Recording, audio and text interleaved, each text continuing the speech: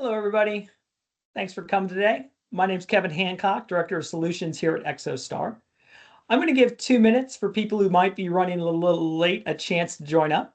So please bear with me, and we'll go ahead and get started at 2 minutes past the hour.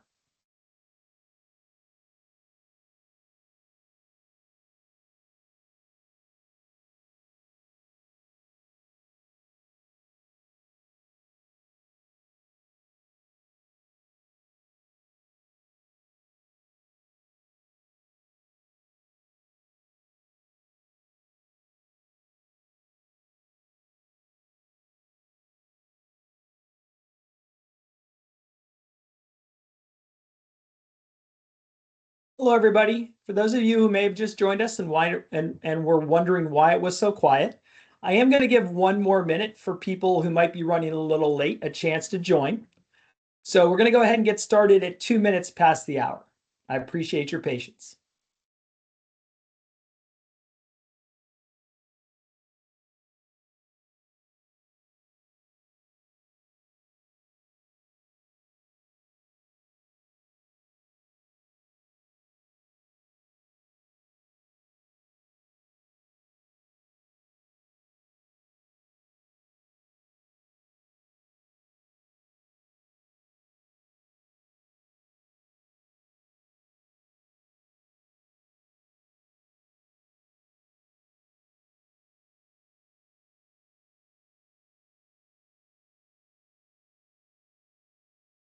All right, everybody.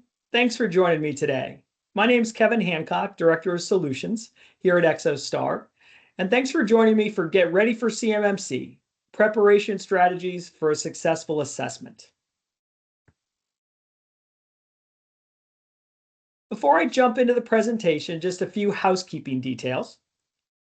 So today's session is scheduled to last 45 minutes to an hour. That does include question and answer. You'll be muted during today's presentation, but I'll be answering questions that were submitted prior to today's webinar. If we still have time after that, I'll go ahead and jump to the chat and/or the Q&A section and see if anybody has submitted questions that I can take over those avenues as well. If for some reason during today's presentation we do have an outage, we haven't had one yet, but just in case, go ahead and just try to refresh your screen or wait for a minute and try to reconnect using that link that you received via email. If at any time you'd like to speak with one of our certification assistant experts, if you want to get a copy of this slide deck, or if you have additional questions, you can reach out to us in a couple different ways. You can reach us via email at cmmc-team@exostar.com.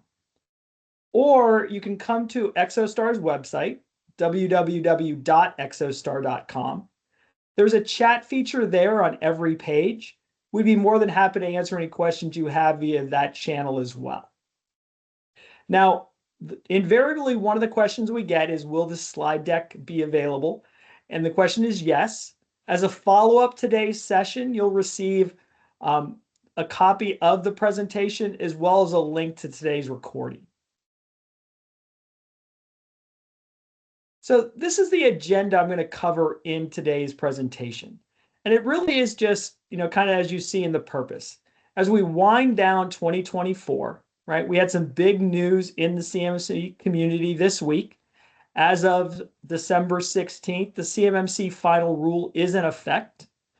That means Part 30 or 32 of the Code of Federal Regulations now reflects that CMMC is a program and it's been finalized. I'll cover what that kind of means as part of the current state of CMMC. I'll then cover how you want to go about ensuring you have an implementation plan for your CMMC program, what information you need to gather, how you might want to go through that self-assessment process to make sure you're ready when you do engage with that certified third-party assessment organization. That's what C3PAO stands for. When you engage with them to come out and do that certified assessment to make sure you're ready for that. And then, as I mentioned, we'll cover Q&A.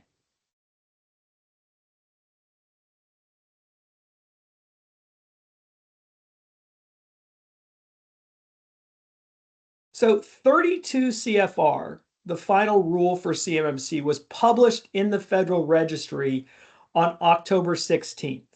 There was then a 60-day period, and now it's gone final, right? So that final rule for CMMC went into effect on 12/16. What that means for you as a defense industrial-based organization or a contractor for the Department of Defense is that now the CMMC community is official. You can start to engage with that community. So that means you can start to schedule those certified third-party assessment organizations to come out and take a look at your organization and certify yourself. But it's not yet in contracts, right? 48 CFR, the CMMC proposed rule, which was published on 8/15/2024, is that vehicle which actually allows it then to be put into the DFARS clauses of your contracts.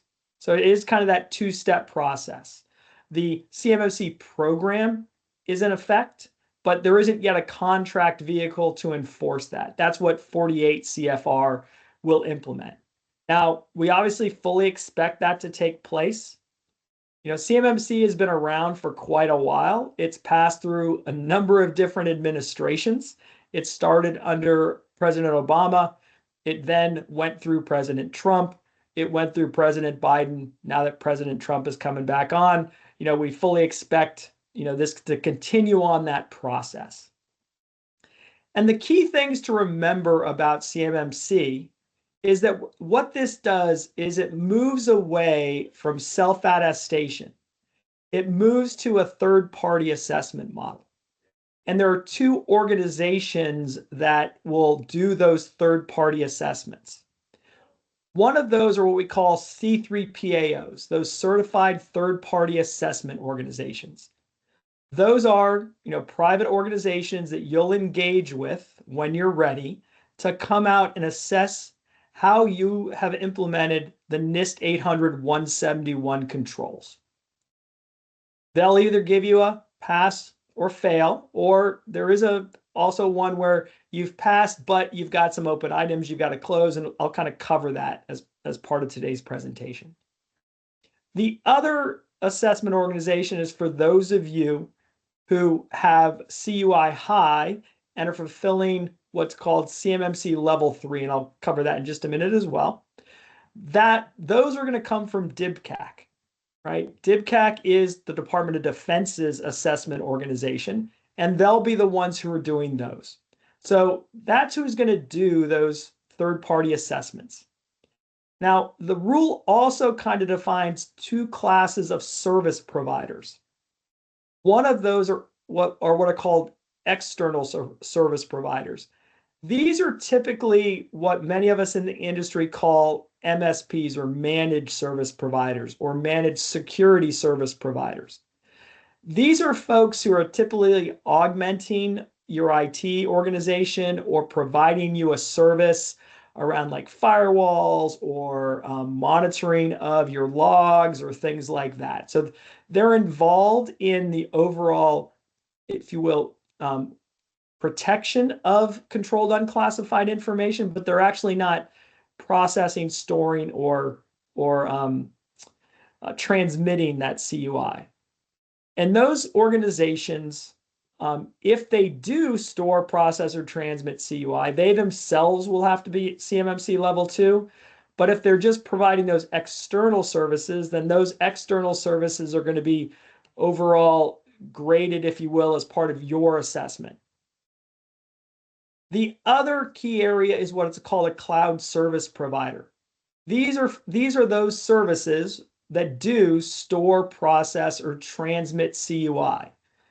And what I mean by a service is this is something like Azure, Microsoft's Azure Gov, or AWS's Gov Cloud, where you're utilizing that cloud service to store, process, or transmit CUI. And Exostar has a service around this as well. It's called our Managed Microsoft 365 solution.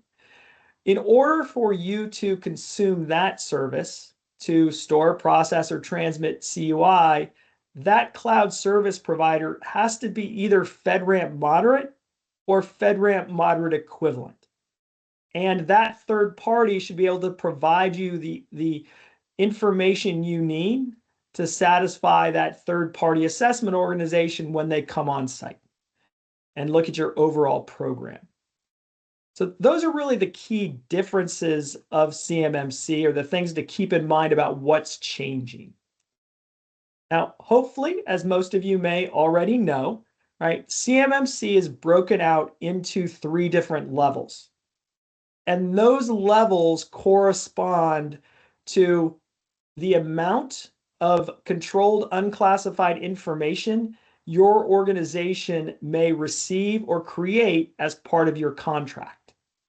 Now, the first level, level 1, is where most of the organizations are going to fall, right? 63% of the defense industrial base will be level 1 CMMC. For that level, there's 15 requirements that you have to fulfill. And it's because you're not receiving CUI as part of a contract. There is no expectation that you'll receive controlled unclassified information, but you will have contract information. So you still got to protect that information in accordance with these 15 requirements. This is the one level that won't have a third-party assessment. These are annual self-assessments and an annual affirmation that, yes, you do those things, right? A senior company official must do that affirmation. Now, level 2 is kind of broken out into 2 areas, and I'll cover kind of why or what makes them different.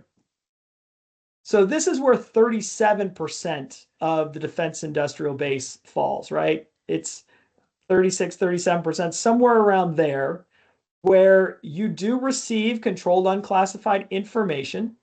And because of that, you've got to adhere to the 110 controls that are part of NIST 800-171.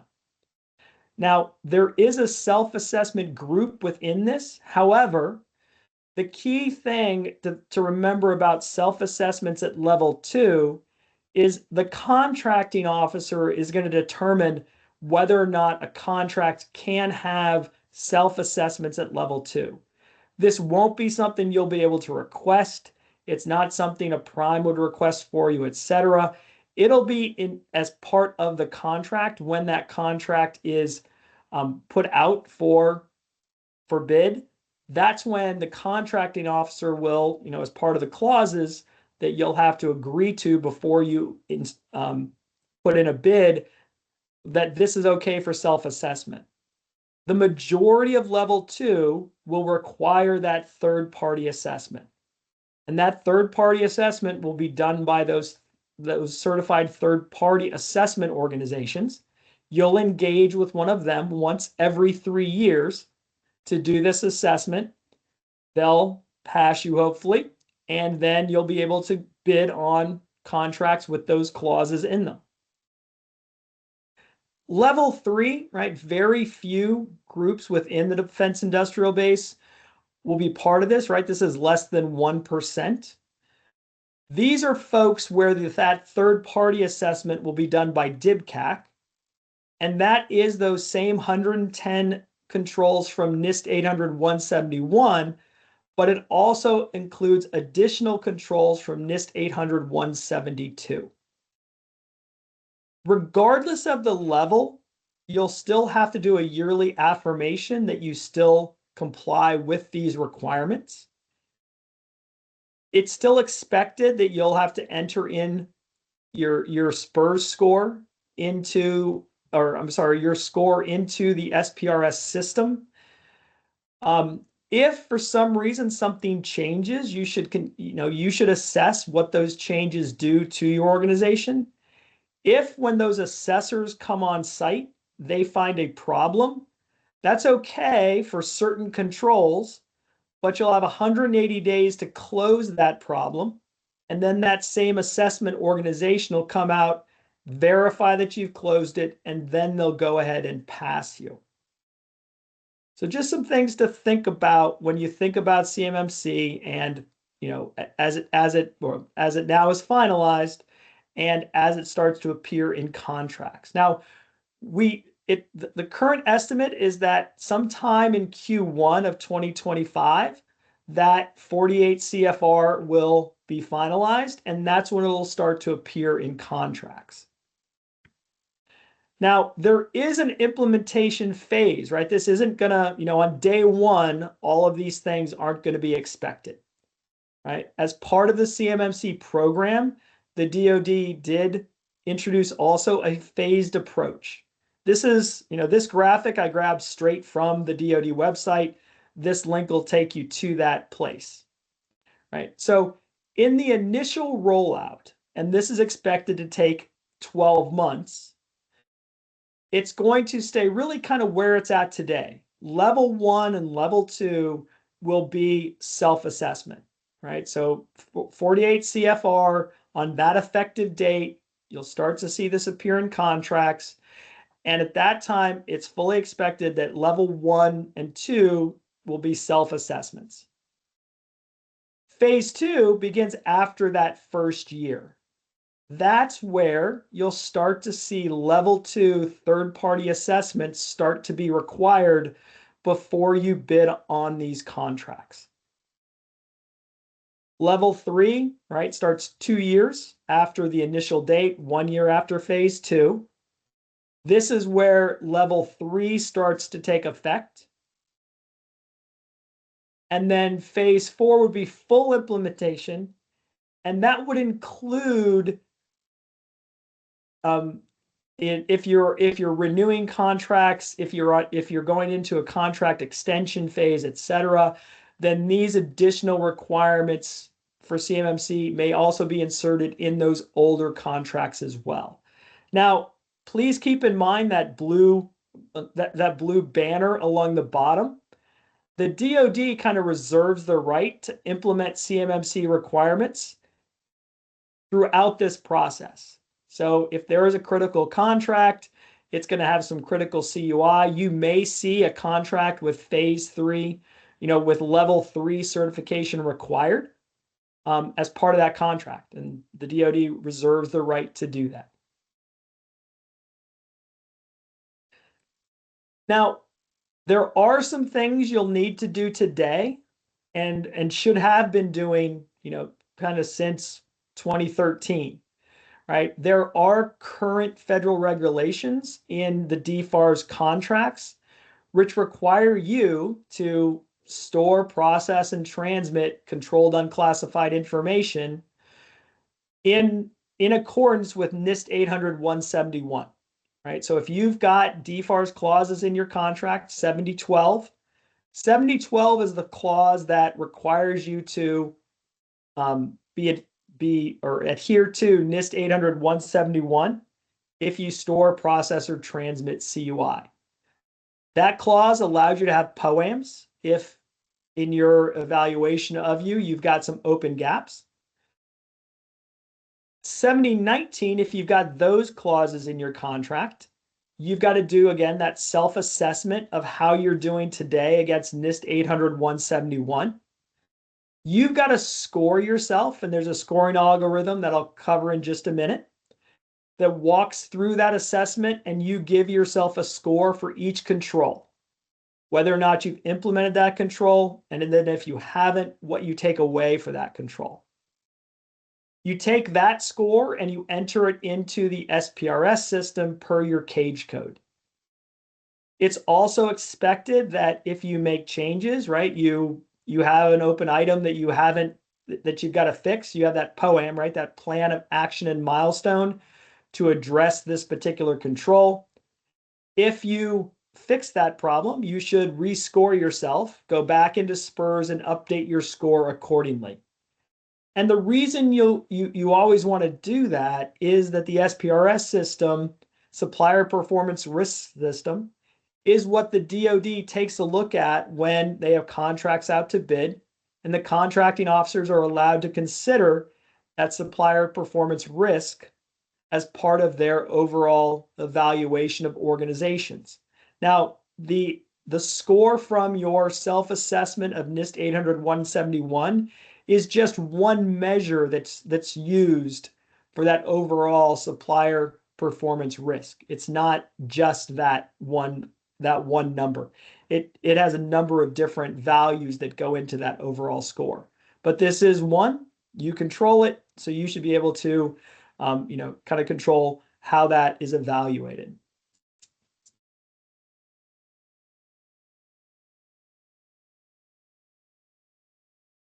So if you're starting to think about, and hopefully you are, if you're in this business, that CMMC third-party assessment, and how do I get ready for that?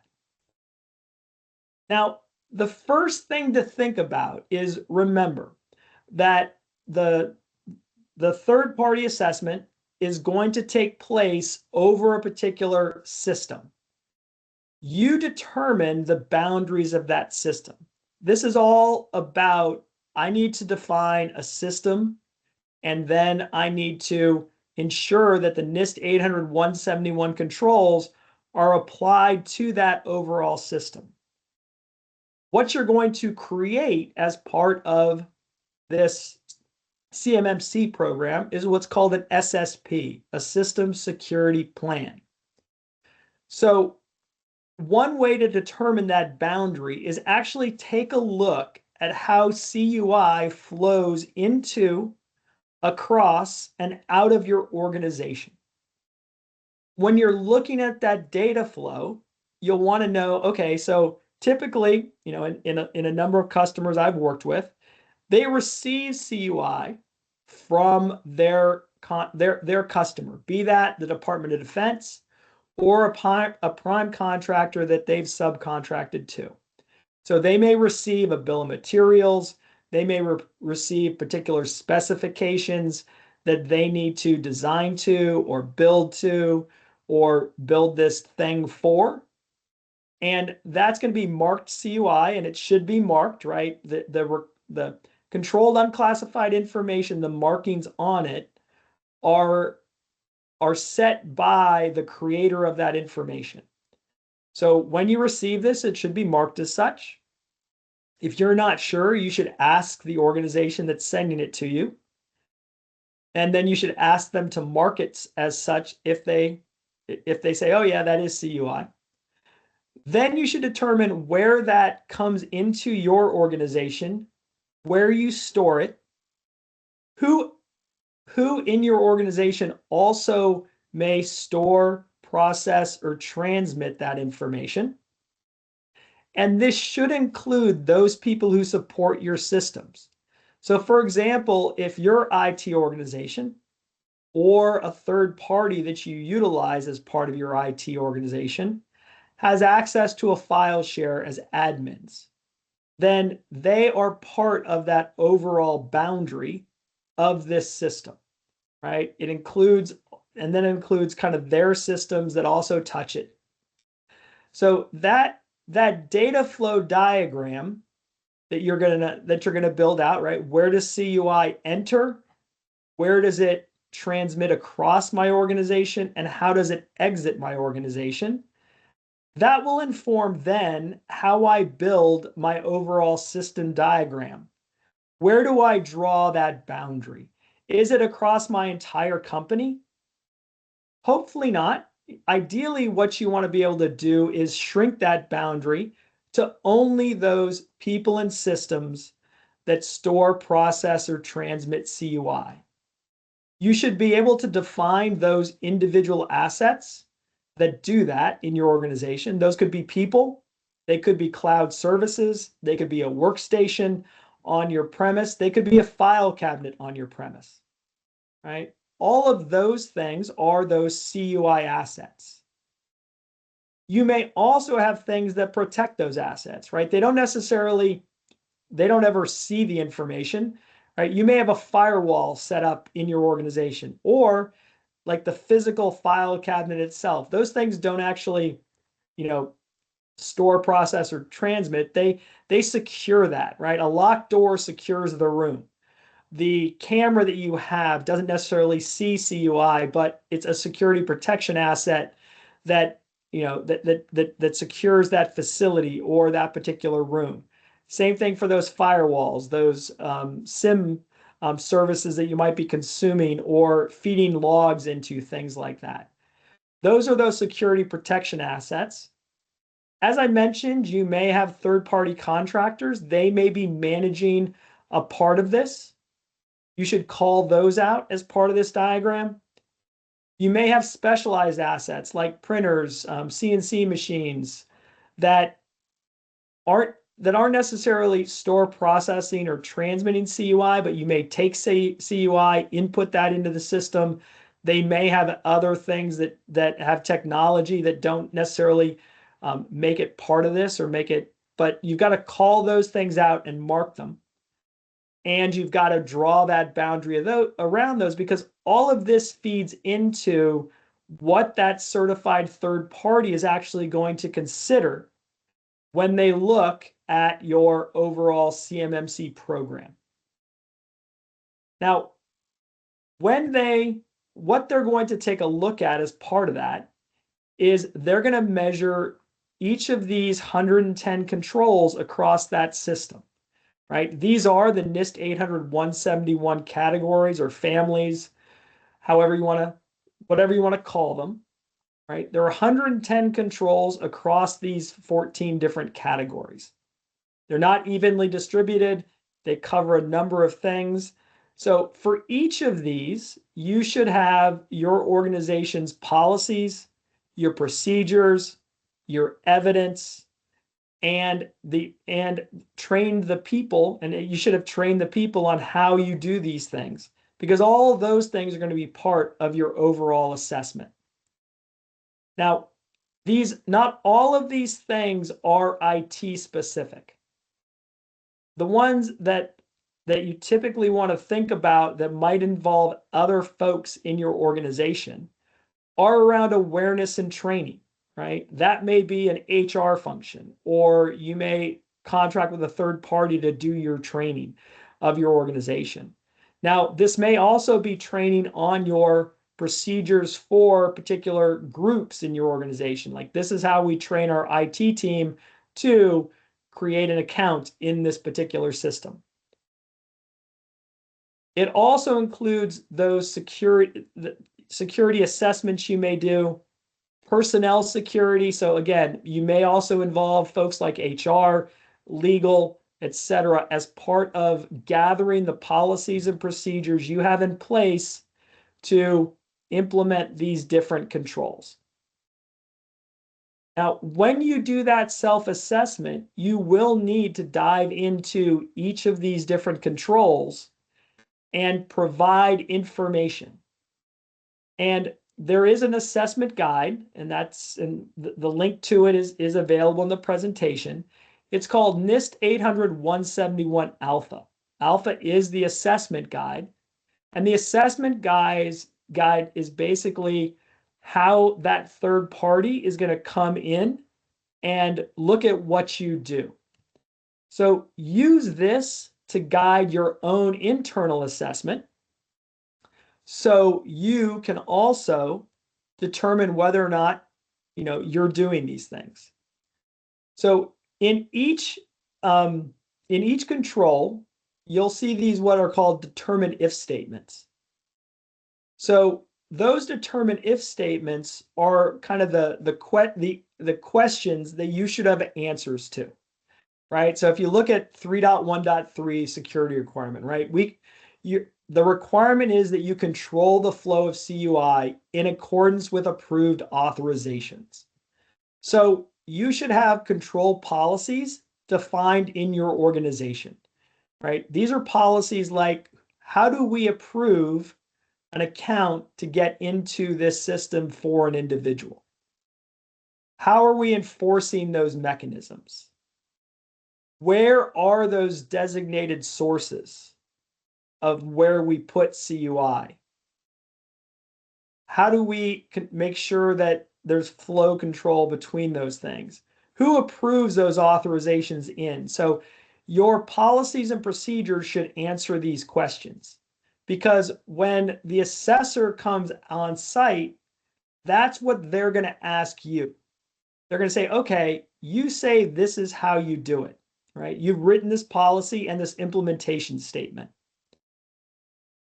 Now, show me that you've actually implemented this the way you do. So you're going to need evidence that you do this. So if, for example, you say, we use Entra ID or Active Directory to control access onto individual machines. Individual accounts are created for users. They're given specific permissions to their directories, it's kind of etc. Then you should be able to kind of take a screenshot of those different groups. Don't just take a screenshot of Active Directory in the login page. You should have the page that shows those different groups, the rules and permissions around those. They're then going to ask, somebody on that team, or they may, right? They don't do this for everything, but they may then ask one of the individuals to show them how they do that. Okay, how do you do it? How do you prove it? All those kinds of things. So when the assessors come on site, that's what they're going to do. So it would behoove you to do the kind of the same thing when you're doing that self-assessment. And now when you do that self-assessment, each of those 110 controls is worth 1, 3, or 5 points. And this is spelled out in the NIST 800-171 alpha. So when you go to score yourself, you're going to have somewhere between a score of a negative 203 to 110. If the assessors come on site, right, and they're doing their assessment, and they find that you say you do this one thing, but during their assessment they don't see it, right, and they don't agree with you, then they're going to take those points away. You're going to have to create a plan of action and milestone to address that. But when the assessor's there, POAMs are only allowed for controls with 1 point. There's one control, as you see down there in the notes, and I've got the asterisk there, right, for 3.13.11, CUI encryption may be included on a POAM if it has a value of 1 or 3. If they identify one of those 1 point controls, or this particular one, you'll then have 180 days to close that POAM. You'll need to bring the assessor back before that 180 days, show them what you've done. They're going to have to nod their head and say, yep, you're good. And then they'll approve you, if you will, or give you a passing grade on that particular assessment. Now, I provide this page in here pretty much just for a reference. So this is, again, straight from that 171 alpha that goes through each of, the controls you see up top there. Those are the ones worth 5 points. You've got 3-point controls, and then all the others are the 1-point controls. Again, you'll get this presentation. These links should resolve for you, and you should be able to see that. Now, there are certain 1-point controls that aren't POAMable. And these are those ones, right? These are 1-point controls which the assessor won't allow you to have a POAM against. And if you have one of these or one of those other 3 or 5-point controls, the assessor is going to stop their assessment, and you're going to have to fix that and then start the assessment over again.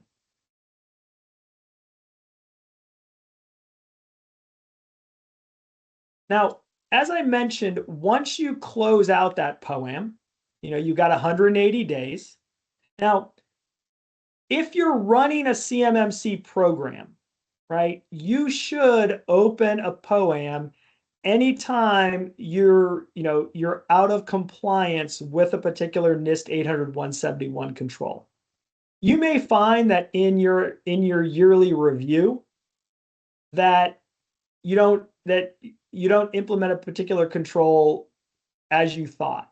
Or maybe you change technologies and you need to update your implementation statement, your training, etc. So when you identify those things, you should create a POAM regardless, whether or not it's 1, 3, 5 points, whatever, right? Because that's just a good way to overall manage your CMMC program. But like as I mentioned before, if it's found during that CMMC assessment by that third-party assessment organization, you got 180 days to close it. That organization, you should then engage with that organization again to come out and reassess those particular controls. Once they close it out, then they'll give you your accreditation. I should also point out that for CMMC level 3, right, DIBCAC will perform the POAM assessment because they were the ones that were doing it for that level 3. So again, you'll coordinate with the organization that was doing that assessment to come out and do the reassessment.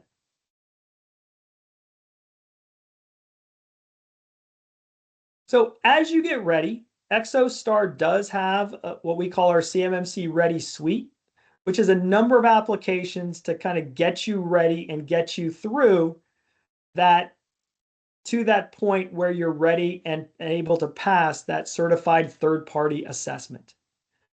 We've got 2 applications, Policy Pro and Certification Assistant, that help you manage that overall CMMC program.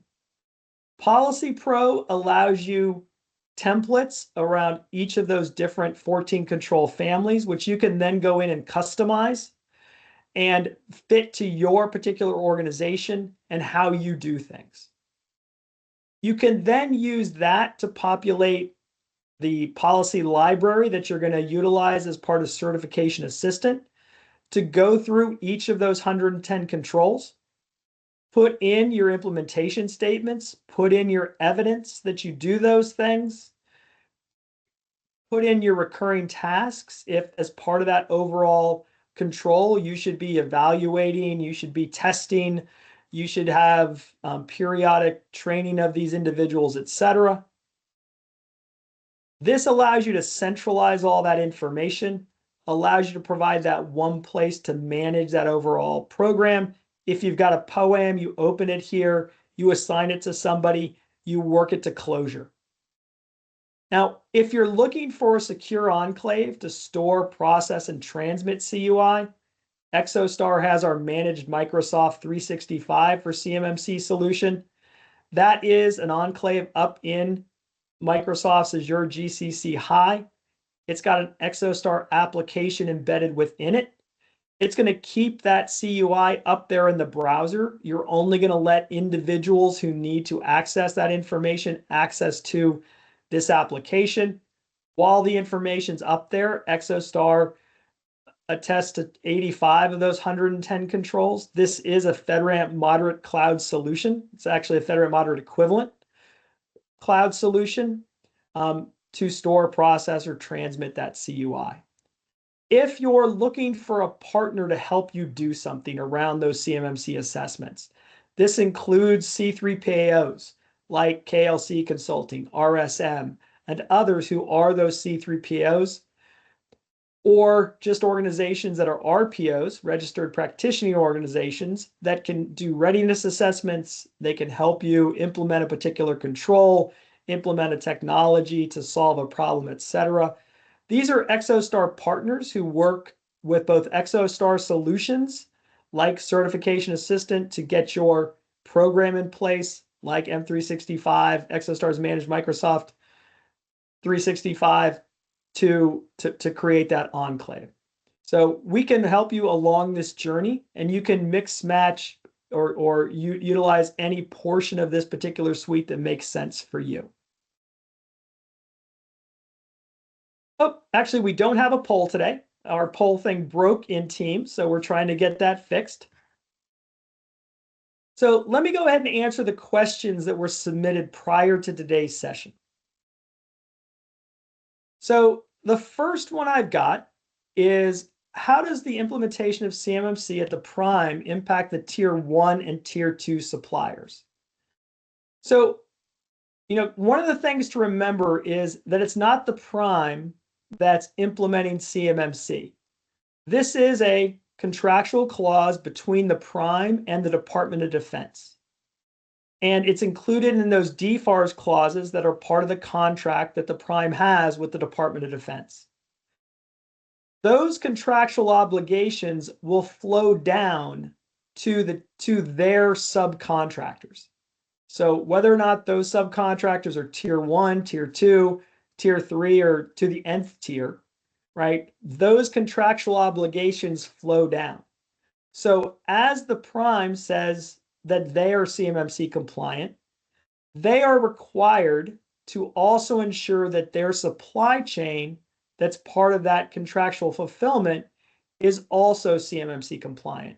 So most likely they're going to come and ask you, how are you compliant? You may already be receiving some forms from them, including, Exostar has an application called our onboarding module that sends what's called a CCRA form to organizations to answer how, your cybersecurity posture for that prime, so they know, if it's okay to work with you on these particular contracts. So the major impact on tier 1, tier 2, and kind of to the nth tier is that you're going to have to attest and possibly, and prove in some manner to the prime, and they're going to determine what that is, that you meet their contractual requirements. So number 2, how soon will the participants of the JSVP know when they will receive the CMMC certification? So for those of you who may not be familiar with this acronym, JSVP, that's the Joint Surveillance Voluntary Program. That was put in place a couple of years ago by DFARS as a way to help the CMMC community both get familiar with the CMMC accreditation processes, but also to let organizations know whether or not they meet those requirements. So if you were trying, or if you think you're going to get level 2, and you could request from DFARS a JSVP, Joint Surveillance Voluntary Program, audit, to have them come out and do a CMMC assessment. What was part of that program, and still is that if you pass that, you receive that, as I meant, or is, I hope you remember, CMMC is a once every 3-year assessment. So the agreement was with if you pass the joint surveillance voluntary assessment, your 3-year clock for the next assessment, even when CMMC took effect, would start, from that point. So if I got it a year ago, I would, have this year covered, not CMMC isn't yet effect, but covered. And then I would have the next 2 years covered. Now, I don't know if you actually receive any certification. DFARS should have put your pass into the EMAS system. That's where they're going to be keeping track of your accreditation. So that should have gone in there. I don't know how that works. So I would reach back out to the assessor from DFARS and ask them how you get kind of that proof you may need. So number 3, when will most contractors start seeing CMMC assessment requirements in contracts? As I mentioned, there's kind of this phased in period, right? You'll start to see CMMC language in DFARS contracts sometime in 2025. However, because that first 12-month of the implementation phases is going to allow self-assessment for level 1 and level 2, those first contract requirements are going to be just a self-assessment. You'll typically need that third-party assessment sometime in year 2 of the overall CMMC program. When that starts, I can't give you a definitive date yet because we don't know when Rule 48 of the CFR, which actually puts CMMC into contracts, is going to take effect.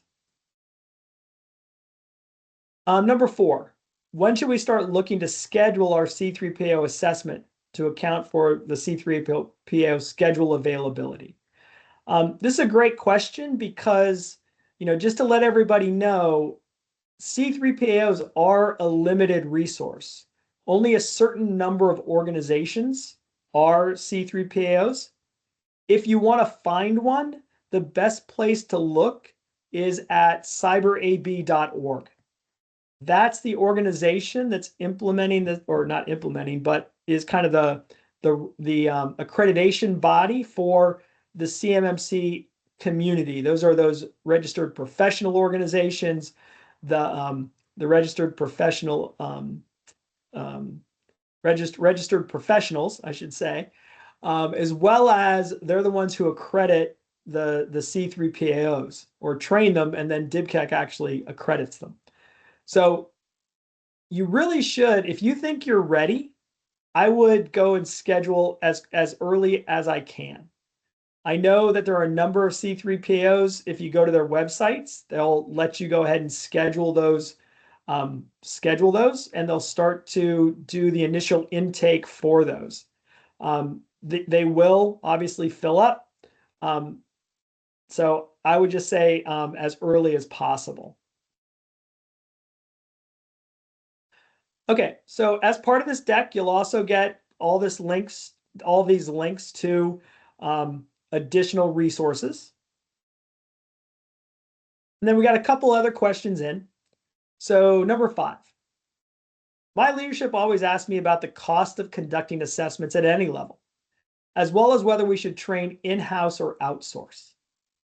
Now, on the assessment side, now you will have to do a self-assessment, but understand that once every 3 years, if you're going for level 2 or level 3, you're going to need that certified third-party assessment. So, that can't be an in-house resource. You'll have to contract out for that from a C3PAO, or the DIBCAC itself will be doing that if you're at level 3. Now, I don't know enough about your organization or any general organization to say whether or not it makes more sense to train in-house or outsource. What I've found is most larger organizations, and what I mean by larger is if you've got more than a couple hundred folks and you have a dedicated IT organization and you manage things like ISO 27011 today, you might be an organization that goes for SOC 2 compliance, things like that, then you may have the expertise in-house to manage this yourself. If you're a smaller organization, then you may not, and you may want to consider outsourcing a portion of this. And then number 6, how far down the subcontractor chain do we have to ascertain our vendors, our subs, and our consultants? Now, if you've signed, if you're looking at your subcontractors and you've got a DoD contract, then you're going to have to flow down those requirements to all of your subcontractors. Now, on your vendor side, right, if you're not sending them any contract information from those, from those DoD contracts, then they may never be part of your overall supply chain. If you are, sending those vendors specs and those kinds of things, then yes, you may have to also verify that they're at the same level that you need to be to fulfill that contract. Consultants are a little different because it depends how you're treating those consultants. If they're consultants who are staff augmentation consultants, then they're going to be assessed as part of your overall organization. right? Based on the role they do, on whether or not they store, process, or transmit CUI, or have access to systems that do, then they're going to be kind of part of your overall organization, and they're going to be included in your system boundary. If they're doing those things outsourced and they don't, they're not part of your organization, they're providing a service to you. But if they store, process, or transmit CUI, then they will need to be level 2 as well. If they don't, then there's those other things to consider. Are they a cloud service, and do they need to be FedRAMP, or are they not, and they just are accounted for as part of your, they're an out of scope person for this particular exercise. So everyone, hopefully that gave you some great information. Now, we're currently working on our 2025 event calendar. Just to remind everybody, we do 3 webinars every month, as well as a weekly workshop. We do a session on each of our different tools. So we offer a once a month webinar on our Policy Pro application, a once a month webinar on our Certification Assistant application. We provide a weekly demonstration of our managed Microsoft 365. Then we also do, as we've done today, we do a general CMMC topic webinar. And I'm looking to populate all those calendars for next year. These are typically at this same time, Wednesdays, 2 to 3, for 3 of those 4 weeks, and obviously some 5 week every month. So be on the lookout for those notices of upcoming events and those workshops. You can always come to our website and our events page. They'll be listed there for you to sign up if you'd like to. So with that kind of concludes the session. I've got a couple minutes, so I'm going to take a look at chat and see if I've got any questions there. It looks like Joey on my team has answered most of the chat ones that came in. And let me just look at Q&A. So I think I answered the question about the phased implementation. So I think we're good there on the Q&A. So everyone, I think that about covers it. I want to thank everybody for your time and attention today. I hope everyone has a great holiday season, no matter what holiday you might be celebrating during the season. And if you're not, I just hope you have a great rest of the month. Thanks so much, everybody, again, and have a great new year.